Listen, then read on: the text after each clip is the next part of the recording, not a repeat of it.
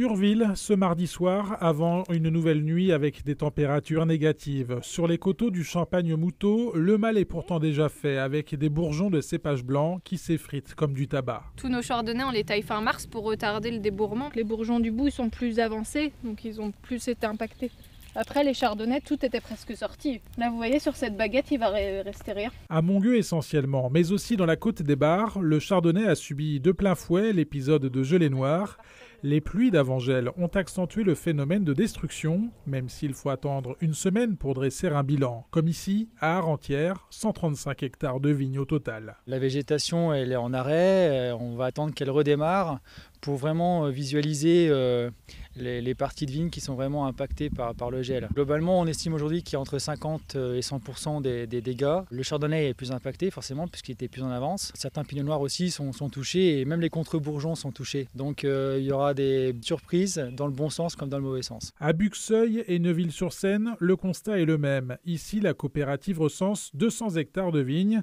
Face au gel, chaque adhérent est libre d'utiliser des moyens de lutte, mais les techniques d'éoliennes ou d'aspersion restent rares car coûteuses et difficiles à mettre en place. En attendant, il faut déjà regarder vers la suite de la saison. Comme on vient d'enchaîner quand même 3 années, plutôt des belles années qualitatives, on a pu faire de la réserve individuelle.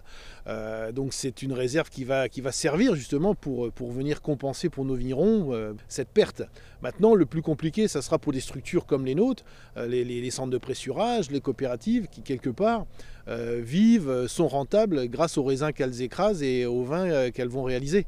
Et là, pour ça, c'est sûr que si on fait 50 ou 60% de moins que d'habitude, ce sont encore des résultats qui vont être compliqués après 2 années difficiles économiquement liées au Covid et liées à tout ce qu'on connaît. Toute l'année, on va travailler en se disant qu'on va rien récolter. Et on va faire comme d'habitude. Donc on va utiliser la même main-d'œuvre, on va utiliser des produits pour protéger la végétation qui reste.